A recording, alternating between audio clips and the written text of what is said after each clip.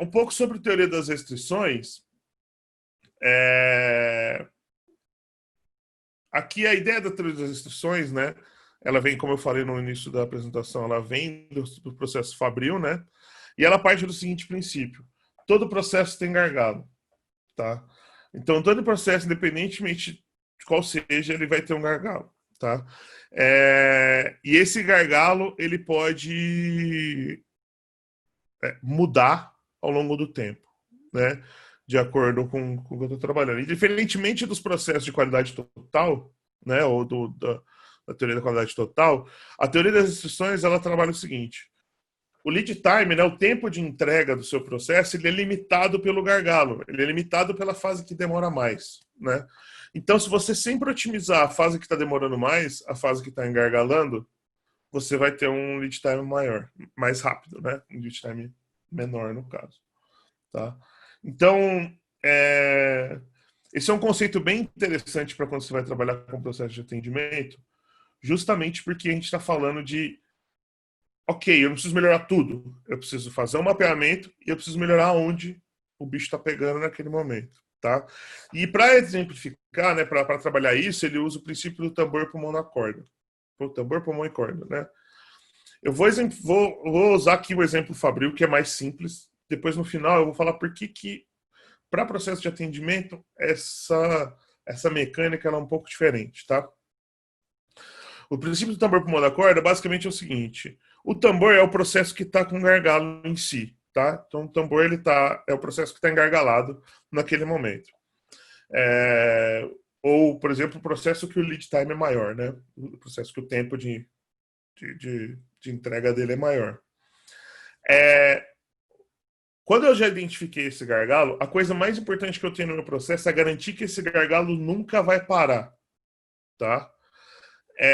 Porque se ele para, significa que todo o resto do meu lead time vai ser pior ainda, né? Porque vamos supor que esse processo A não consiga entregar uma taxa suficiente para esse cara, né?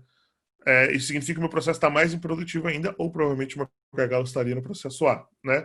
Mas vamos assumir aqui que eu tenho que ter sempre esse cara trabalhando. Vamos supor que isso daqui seja uma caldeira, tá? Um processo que depende de uma caldeira.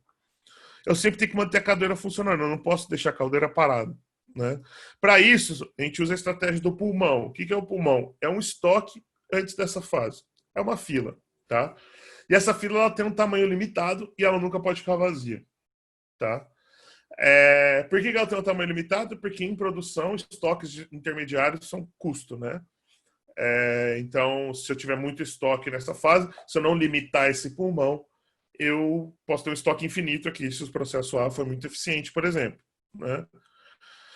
E aí o princípio da corda é como se fosse um sinal que, ao sair do processo B, né, um item saindo do processo B, o processo dá um sinal para puxar mais um item para entrar no processo, tá? Então esse é basicamente aqui o conceito da teoria das restrições. Vamos aplicar aqui um exemplo numa pizzaria, tá? Então, vamos supor no processo produtivo de uma pizzaria. O cliente faz um pedido, a gente tem que anotar o pedido, depois eu tenho que abrir a massa, depois eu tenho que rechear essa massa, depois eu tenho que assar essa massa num forno a gás, eu tenho que embalar a pizza e entregar a pizza. Aqui embaixo você tem todos os tempos, né? Nesse cenário, o meu gargalo está aqui, no forno a gás, certo? Então, partindo do princípio de que o forno a gás é o gargalo, o que eu tenho que fazer enquanto eu resolvo esse gargalo? Eu tenho que garantir que esse forno nunca pare. Então, eu sempre tenho que ter pizza recheada para colocar nesse forno. Então, esse forno nunca pode estar vazio, né? Vamos assumir que a gente tem uma entrada constante aqui, tá, gente? A gente tem um monte de gente ligando toda hora aqui. Não tem restrição de entrada, tá?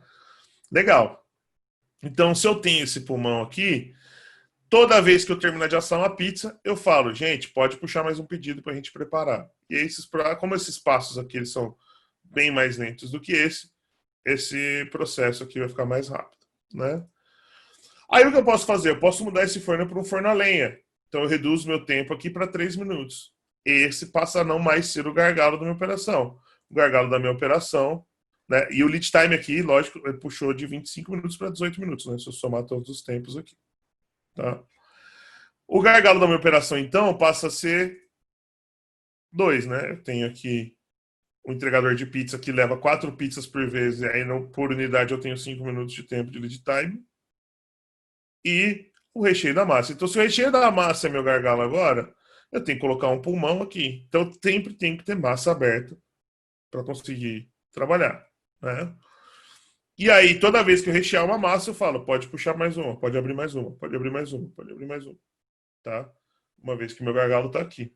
Como que eu posso fazer para resolver esse gargalo? Eu posso colocar 2 pessoas aqui. Eu diminuo o tempo por unidade para mais rápido, né? Eu posso, por exemplo, já ter todos os ingredientes separados e assim por diante, tá? Aqui a gente está usando um exemplo bem simples só para entender o conceito mesmo.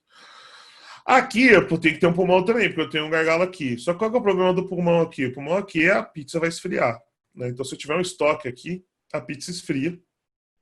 Esse é um problema que está acontecendo bastante com o delivery hoje, né? Os caras não estão trabalhando com o pulmão de maneira adequada. Só que o que a gente faz para resolver isso aqui? Eu contrato um iFood, alguma coisa assim, para garantir vazão constante dos meus itens prontos, né? Como eu falei lá no começo da explicação, a teoria das restrições ela é muito usada em ambiente fabril, só que a gente identifica algumas peculiaridades para a gente aplicar ela em conceitos de atendimento e suporte, tá? Primeiro, num processo de atendimento e suporte, qualquer fila potencialmente é um gargalo, tá? Então, eu posso ter um volume muito grande de um chamado de determinado tipo e esse cara vai virar um gargalo, né? Por isso que é importante eu sempre monitorar todas essas filas, tá? Eu sempre ter visão de todas essas filas de atendimento, essas filas de atendimento mais críticas, principalmente, né?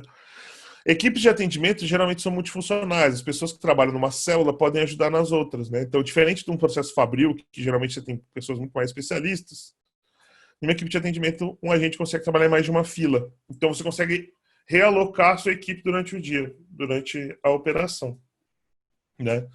Outra coisa que acontece é que a entrada do processo não é controlada. Então, o princípio da corda, ele se aplica a cada fase, ele não se aplica ao macro processo, né? Eu não posso falar assim, deixa o cliente mandar um chamado agora, né? Basicamente, o chamado está chegando e eu tenho que atender esse chamado, né? E aí, por isso, se torna mais importante ainda eu monitorar todas as filas, não só a fila de entrada, né? As filas dos canais do meu processo de atendimento, né? E tem uma coisa importante que a gente mede muito, né? A gente tem muita tendência de medir tempo médio de atendimento e tal. Só que, se eu tenho um tempo médio de atendimento, eu consigo estimar o tamanho máximo de fila que eu posso ter, certo? Então, por exemplo, vamos supor a história do envelope na fila do banco, né? Não sei se já faz quanto tempo vocês vão no banco, né? Enfim, faz tempo que eu não vou, mas quando eu ia, quando eu era bem mais novo, num determinado horário do dia, alguém saía lá de trás do caixa e entregava um envelope para a última pessoa da fila, né? Ou em aeroporto também tem isso. O que eles estão fazendo? Eles estão querendo medir o tempo médio, né? Eles estão querendo medir o tempo médio de fila, né? Então, entender o horário melhor do dia da fila. Ora, se eu quero garantir atendimento, mais importante do que medir o tempo médio é eu medir o tamanho das filas. Então, se eu meço o tamanho da fila e eu limito o tamanho da fila, baseada no meu histórico de processo, eu consigo saber quando eu estou em gargalo ou não e quando provavelmente eu não vou atender meu tempo médio ou não, né? Que seria o nosso SLA aí.